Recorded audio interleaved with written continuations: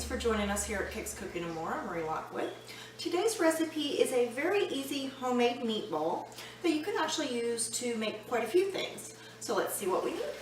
Okay, so for this recipe we need a few things. This is some ground sausage, and you're just going to want to break that up. You don't need it in big giant clumps, and it doesn't have to be tiny. You just kind of want to get it, separated a little bit. Kind of like that. Alright, so then we also have some ground beef, milk, Parmesan cheese, pepper, cracker crumbs, some well-beaten eggs, and you do want to make sure you beat the eggs first before you put them in. Then some salt, some minced garlic, and this is just a little bit of parsley. Alright, now I do have some extra cracker crumbs, just in case I don't have enough. Sometimes you have to add a little more to really get it to hold. That's really what forms your shape. And then I have a little bit of extra oil in case I need it. Now here I just have a skillet with my oil already in it. And what we're going to do first is we're going to add all of our ingredients into our bowl. Doesn't matter the order or anything like that. You just want to get everything in there. Alright, so once we've got everything in, we're going to have to get this really well mixed in order for everything to hold together and make our meatball shapes. So one thing I have found is that I can start it with my spatula and just kind of get it going, but you end up having to do it by hand. There are a lot of people who won't make these. They won't even make meatloaf because the feel on their hands is really disgusting.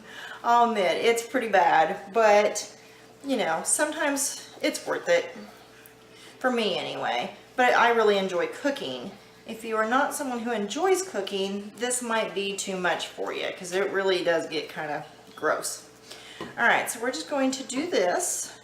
And we're going to start moving a few things out of our way here. Make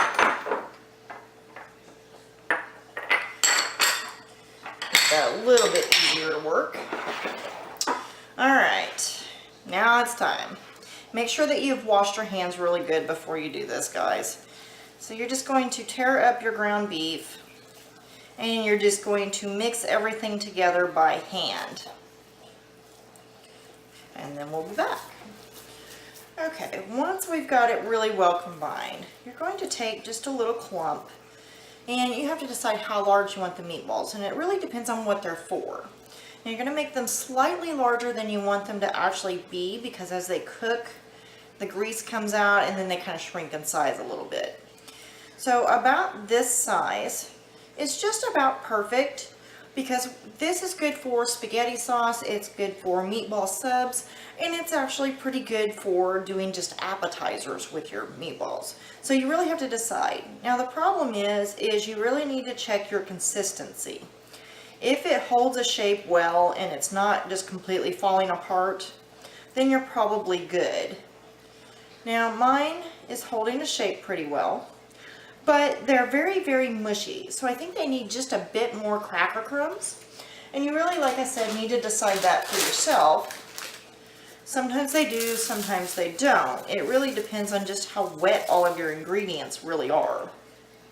So I'm just putting about 6 more crackers in there and crumbling those up. And then we're just going to mix again. Alright.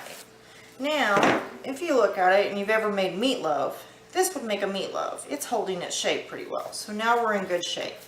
Alright, so what we're going to do is we're going to form this into the little balls.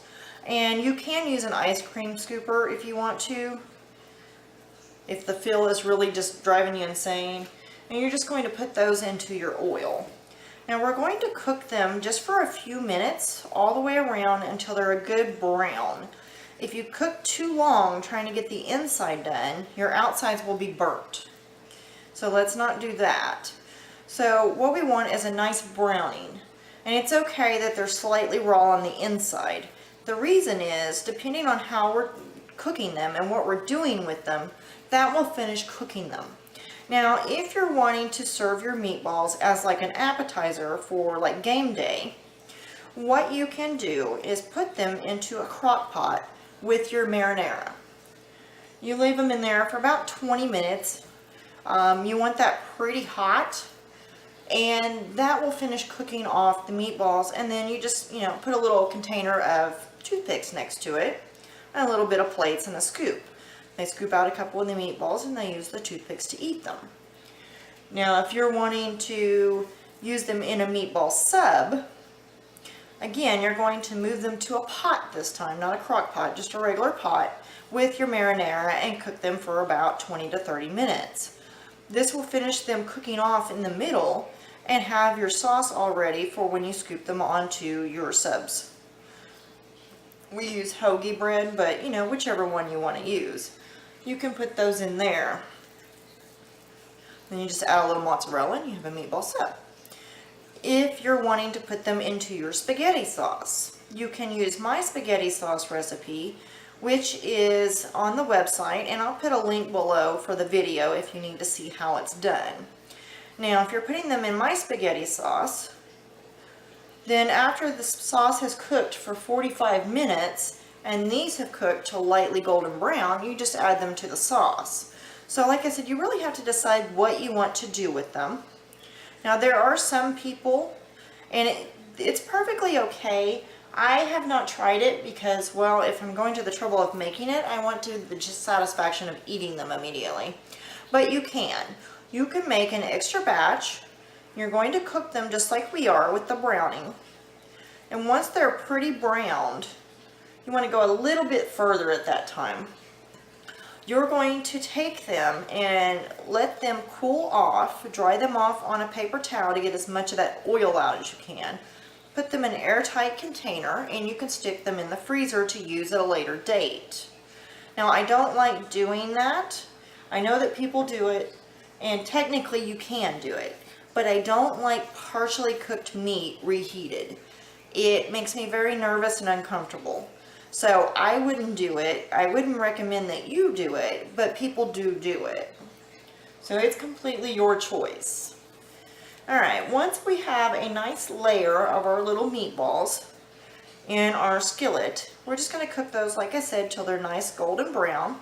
And then we're going to take them out and put them on a plate on napkins. Then we will cook the next batch. This actually will fill your skillet, depending on the size of your skillet, it will actually fill my skillet twice, just because my skillet's not huge. So, you need to look at the size of your skillet and what you're working with. But once they're cooked, you should be able to take them out with something like salad tongs. Don't use plastic ones, use metal ones. And you should be able to set them aside to dry a little bit. If one of your meatballs gets too large like that one was, just take a little chunk off and throw it back in the bowl. Alright, so I am going to turn the heat on my meatballs here as soon as I've washed my hands, and then we'll be back to see what they should look like when they're fully cooked. Okay, as you can see, these are pretty well done. They're very much cooked pretty much all the way. You can get a good look at them, that they've got a nice browning to them. So we're going to pull them off and put them onto our paper towel. And this is just to help soak up some of the grease so that we don't end up with a really greasy mess. Now, if you're going to want to make meatball subs, like I said, add these to some marinara on your stovetop in a saucepan for about 20 minutes. If you are going to be making them as a snack or appetizer, you can put them into a crock pot with some marinara for about 20 minutes. Otherwise, they're pretty much done. Now, I will probably be putting mine into our spaghetti sauce that we'll probably be making later this week. Probably tomorrow.